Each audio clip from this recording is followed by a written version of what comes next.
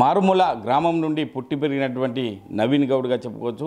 Big boss 8లో entry ఇచ్చి big boss 8-3 నుండి ఒక బయటికి వచ్చినటువంటి అభినవ్ గౌడ్తో మనం ఉన్నాం. ఎందుకంటే ఆయన పుట్టి పెరిగిన ప్రాంతం నుండి అంటే సిద్దిపేట వాసిగా ఉండి సిద్దిపేట జిల్లాలో ఉన్నటువంటి నంగునూరు మండలం సిద్దన్నపేట గ్రామానికి చెందినటువంటి నవీన్ గౌడ్గా చెప్పుకోవచ్చు.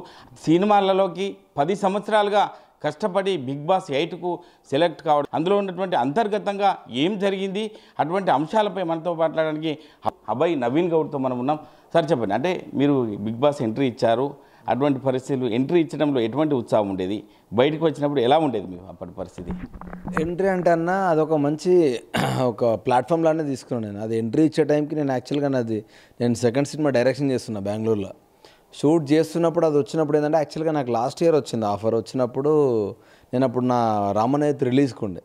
సో వద్దులే ఈ టైంలో వెళ్తే బాగుండదు అన్నట్టు అనుకొని ఆగిన. సెకండ్ టైం మళ్ళీ వచ్చినప్పుడు ఒకసారి ఆఫర్ వచ్చినప్పుడు డెఫినెట్గా దాన్ని వదులుకోకూడదు. అది రెండోసారి వచ్చింది.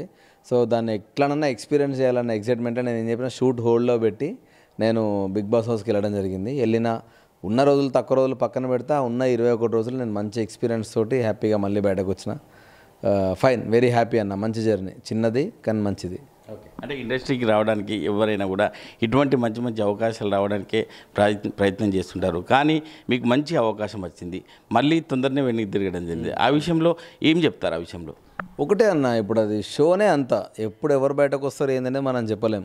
కాకపోతే నేను ఆడిన ఆటకు అంత తక్కువ ఓటింగ్ ఎందుకు పడ్డదని నేను ఫీల్ అయినా జనరల్గా. అంటే మనకి ఇప్పుడు ఎన్ని ఓటింగ్లు వచ్చినాయనేది మన దగ్గర క్లారిటీ ఉండదు. కానీ నేను 2 వారాలు ఆడిన, నేను 21 రోజులు ఉంటే చివరి 3 రోజులు నేను ఆడిన ఆట ఒక ఎత్తు, మిగతా 18 రోజులు నేను ఆడిన ఆట ఒక ఎత్తు. ఇప్పుడు హౌస్లో కంటెస్టెంట్లను ఎవరిని అడిగినా కూడా టాప్ 5 గరవర్ నా పేరు ఉంటుంది.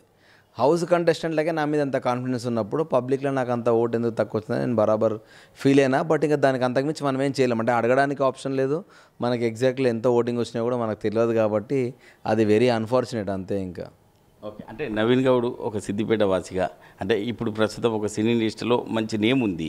కానీ ఇప్పుడు సిద్దిపేటకు చేరుకున్న తర్వాత మీకు అభిమానులు కావచ్చు, మీ ఫ్రెండ్స్ కావచ్చు, ఏం చెప్తున్నారు ఆ విషయంలో మీతో? ఏం లేదన్న, అంటే నిజంగా చెప్పాలంటే కూడా నాకు ఒక ఫ్రెండ్ పంపించిండు. అది నేను ఎలిమినేట్ అవ్వంగానే చాలామంది షాక్ అయిపోయి ఇంటర్వ్యూయర్స్ అందరూ వాళ్ళు కొన్ని వీడియోస్ చేసిరంట. వీడు వెళ్ళాల్సిన కంటెస్టెంట్ కాదు, జస్ట్ వార్నింగ్ ఇచ్చి వదిలేస్తారేమో అనుకున్నాము, మంచి కంటెస్టెంట్ పంపిస్తే ఎట్లా, అసలు చాలా మంచిగా ఆడుతున్నాడు అన్నిట్లలో, మెంటల్ కానీ ఫిజికల్గా చాలా స్ట్రాంగ్ ఉన్న కంటెస్టెంట్ ఎట్లా పంపిస్తారని ఎవరో సమ్ ర్యాండమ్ క్యాండిడేట్ లైవ్ చేసినాడు. చేస్తే నా ఫ్రెండ్ గాడు వాళ్ళ లైవ్ కాల్లోకి వెళ్ళి మాట్లాడినంట. ఆ వీడియో క్లిప్ ఇంకొకరు పంపించారు నాకు. వాడు ఒకటే మాట్లాడి, వాడు నన్ను చిన్నప్పటికెళ్ళి చూస్తున్నాడు, దిలీప్ అన్న ఫ్రెండ్. వాడు పుట్టినప్పటి నుంచి అంతే, వానికి ఏదైనా నచ్చకపోతే నచ్చలేని బరాబర్ ముఖం మీద మాట్లాడతాడు. వాడు సపరేట్ స్ట్రాటజీ పెట్టుకొని రాలేదు. వాడు బయట నాకు నవీన్ అనేటోడు ఎట్లా తెలుసో హౌస్లో నవీన్ అదే ఉన్నాడు. సో వాడికి ఉన్నది అది రైట్, అడిగే రైట్ వాడికి ముందు నుంచి చిన్నప్పటి నుంచి ఉన్న అలవాటు. సో వాడంతే, వాడేం తప్పు చేయలేదని వాడు బయటకు రాగానే ఏం నువ్వు నీ లెక్క ఆడినవరా పోయి సాల్, నాకు యాజ్ అ ఫ్రెండ్ నేను చాలా హ్యాపీ ఫీల్ అవుతున్నా అన్నాడు. సో ఆ రకంగా చూస్తే నన్ను నమ్మిన వాళ్ళు లేకపోతే నేను తెలిసిన వాళ్ళందరూ చాలా హ్యాపీ ఉన్నారు నా వల్ల. నేను ముక్కుసూటిగా మాట్లాడతాను. నాకు ఒకటి అనిపించిన తర్వాత దాన్ని దాచిపెట్టుకొని మాట్లాడే అలవాటు లేదు నాకు. మేబీ ఆ విధానం కొందరికి చూసిన వాళ్ళకి కొత్తగా అనిపించచ్చు. చాలామంది ఏమనుకున్నారు అంటే నేను ఎవడో తెలియనోడికి కావాలని ఒక స్ట్రాటజీ ప్లే చేస్తున్నాడు, ఇట్లా బిగ్ బాస్కి ఎదురు తిరిగితే ఏదో అవుతుంది, అట్లా జనాలు చూసి షాక్ అవుతారని అనుకుంటున్నారు అని ఒక రకరకాల రూమర్స్ వచ్చినాయి. కానీ నేను నా మెంటాలిటీ అంత. సో వాళ్ళు వెరీ హ్యాపీ, ఇంకా అంతకంటే ఎక్కువ ఏం ఆలోచిస్తామన్నాం. ఓకే, అంటే బిగ్ బాస్కి ఎంటర్ అయిన తర్వాత ఒక 14 మంది ఒకే దగ్గరికి రావడం వల్ల అన్ని క్యారెక్టర్స్ కూడా అందరూ వస్తుంటారు. యాంకరింగ్ కావచ్చు, ఏదేదో రంగంలో పనిచేసేవారు వస్తుంటారు. అందులో వారి ప్రవర్తన చూస్తుంటే డిఫరెంట్ యాంగిల్లో ఉంటుంది. ఆ విషయంలో నవీన్ ఏం చెప్తాడు ఆ విషయంలో? నిజంగా అంటే అన్న, నేను చాలామందికి హౌస్లో ఉన్నప్పుడు కూడా చెప్పినారే, మనం దిల్దార్ మనలేక మనం ఉండాలిరా. ఇప్పుడు హౌస్కి వచ్చినావు, డెఫినెట్లీ ఎవడైనా పైసలు గెలవడానికి వస్తాడు, కప్పు గెలవడానికి వస్తాడు, జనాల హృదయాలు గెలవడానికి వస్తాడు. కానీ not for the cost of losing your character అన్నది నా ఇంటెన్షన్. సో నేను అందరికి అదే చెప్తున్నారే, మనము బయట పోయినోడు నువ్వు గేమ్ భలే కన్నింగ్ ఆడినవరా అంటే నిజంగా కూడా మనం గెలిచి కూడా వేస్ట్ ఆ డబ్బులు. నువ్వు నీ లేకుండా గెలిస్తే దానికి బాగుంటుంది అని. సో నేను కొన్ని విషయాలలో చాలా హర్ట్ అయిన. ఎందుకంటే వాళ్ళ సైడ్ ఒక రూల్స్, వాళ్ళ సైడ్ ఉన్నప్పుడు ఒక రూల్స్ మాట్లాడారు, వాళ్ళ సైడ్ లేనప్పుడు, అంటే ఇప్పుడు పవర్ ఉందనుకో వాళ్ళ దగ్గర పవర్ ఉన్నప్పుడు కొన్ని రూల్స్ మాట్లాడారు, పవర్ వాళ్ళ దిక్కు లేనప్పుడు ఇంకో రకంగా మాట్లాడారు. సో ఆ రకంగా నేను చాలా హర్ట్ అయినా. అంటే చాలామందిని, అందరని చెప్పాను కానీ మోస్ట్ ఆఫ్ ద పీపుల్ వాళ్ళ క్యారెక్టర్ ఫ్లిప్ అయితే వచ్చింది సిచ్యువేషన్ బట్టి. సో నాకు అది నచ్చలేదు. ఆ ఒక్కదానికి నేను చాలా ఫీల్ అయినా. అంటే దట్టు నేను క్లోజ్లీ అసోసియేటెడ్ ఉన్న ఫ్రెండ్స్ కానీ, సో వాళ్ళు అట్లా మాట్లాడేసరికి నాకు నచ్చలే, నేను తీసుకోలేకపోయినా. అదే వాళ్ళ మొహం మీద కూడా చెప్పిన, అరే మీరు ముందొక మాట వెనుకొక మాట మాట్లాడుతారు, అది వద్దురా అని. అంటే బిగ్ బాస్ 7లో పల్లవి ప్రశాంత్ ఒక రైతు క్యారెక్టర్తో అందరికీ పరిచయం అయ్యాడు. రైతు భావజాలంతోనే బయటపడ్డట్టు తెలుస్తుంది. ఇప్పుడున్న పరిస్థితిలో ఎవరు బయటపడే పరిస్థితి ఉందని చెప్పుకోవచ్చు? అన్న ఇప్పుడున్న దాంట్లో ఒక 4-5 కంటెస్టెంట్లు మంచిగా ఆడుతున్నారు అన్న. అమ్మాయిలల్లో సీత అని ఒక అమ్మాయి మంచిగా ఆడుతుంది, ప్రేరణ అని యష్మి అని 2 అమ్మాయిలు ఉన్నారు కన్నడ వాళ్ళు. అండ్ అబ్బాయిలల్లో నబీల్ అని వరంగల్తో, నిఖిల్.